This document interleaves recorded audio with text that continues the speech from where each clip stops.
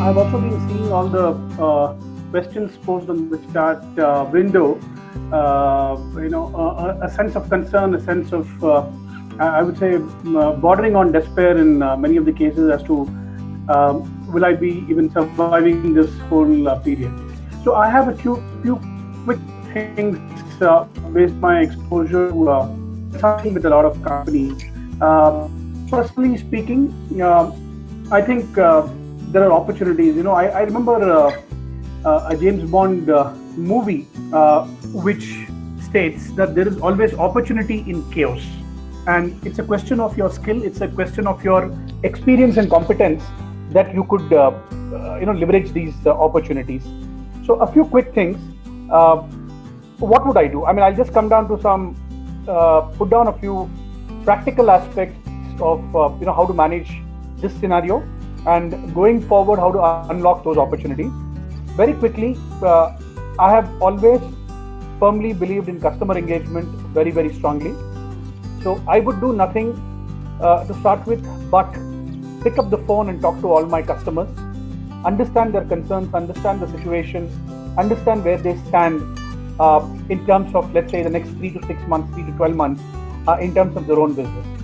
I don't believe in looking inside out, but you need to have that outside in thinking in terms of talking to them to see where they stand today, what are their expectations, how can you engage effectively with them to co-manage, as I would really term this.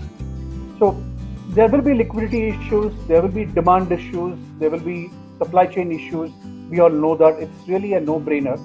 But the important thing is, as I think Mr. Jain said, costs are under our control.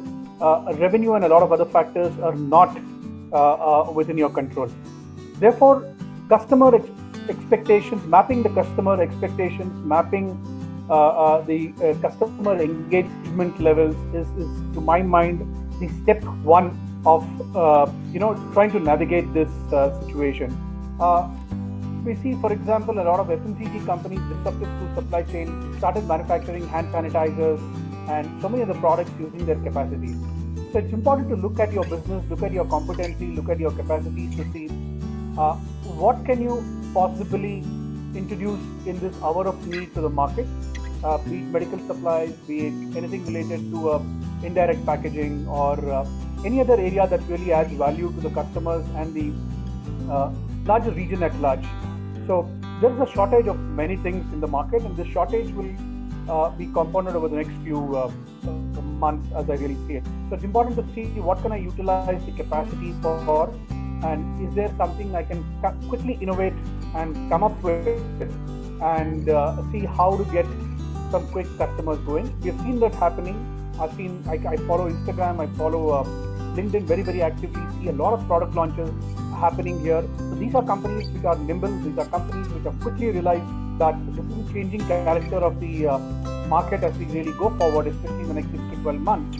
And therefore, trying to align their business, trying to align their capacities and their capabilities to see what the market really comes up with. As we understand, the banks really don't care. I agree with one of the gentlemen who really said, banks will not rescue you, but if you present a viable solution to the banks, it may help in terms of managing your working capital, managing your cash flows, managing your profitability. It is important in this hour of reckoning that a lot of SMEs really look inwards to see what is the acceptable profit margins that you can manage with over the next, let's say, 6 to 12 months. Work with the customers to support their working capital, their payables and things like that, to see how you can navigate this journey together. So, for instance, in our business, we have surprisingly seen an excellent March, and much against my own gut feel of how things would pan out. But we struck a long-term deal with a client where we built a lot of industry reports for them in areas that they plan to diversify over the next 3 years. Now, I don't know many clients who would actually have a horizon to plan for the next 3 years. But here's a client who came up and said, I have budget constraints. We're getting inquiries from a lot of mid-sized companies, small companies, as to how can they expand, how can they diversify, are there areas that they can really innovate with. So we are advising them keeping in mind the kind of budgets they would want to spend with. So, as a research-based consulting professional, we need to start looking at new areas for diversification, new areas for expansion, quick as well as long term. We cannot be stuck with what we have. Things will change. I hate to use the word "are changing" because it has already changed, and we have seen that happening in the market. The last and the final point really is about a lot of SMEs that I deal with. They are I'm part of a few institutions here where I go and interact with a lot of entrepreneurs. Please don't be hung up on controls. Please don't be hung up on holding your equity and those things. It is time to let go of a few things to see how you can bring capital on board from like-minded investors, like-minded institutions and the like, so that you have enough capital to tide over this crisis and see how you can really manage. I have been advising companies that are profitable to start looking at, for example, SME exchange listing. If they have been profitable for the last 3 to 5 years, look at your scale and see how you can really take it to an SME listing phase to raise capital, which is pretty much at low rates of return on equity. So it's important to see these avenues, explore these avenues, and not be stuck with the feeling that this is my business, I will not let go of anything. A dilution of anywhere from 10 to 20, 10 to 30% is likely to happen. I've seen entrepreneurs, I've seen companies in Bangalore getting prepared to dilute their stake and equity in their business to bring in capital, to bring in the necessary working capital to manage in this particular scenario. This pain is not likely to go away till a vaccine is found, and that is the uniform view of a lot of global research firms, a lot of medical institutions working in this area. So it would be foolhardy to assume this thing is going to go away on May 1st week when the lockdown happens. There are enough cases of relapses that are seen, and this pain point is likely to extend for quite some time now.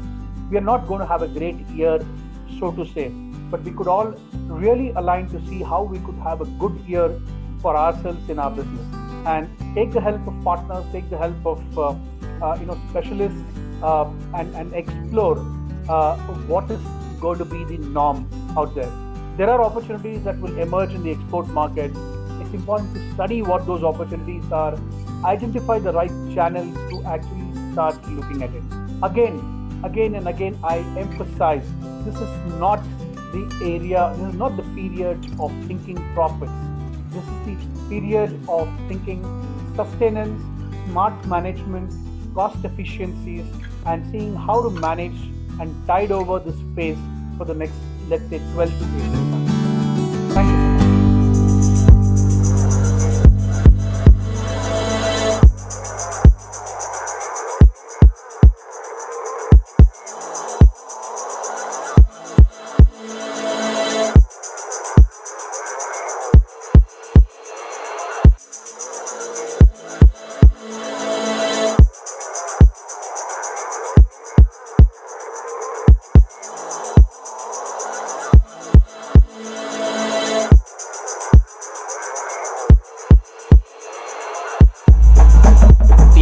Glad to be here. BLL. So glad to be part of BLL.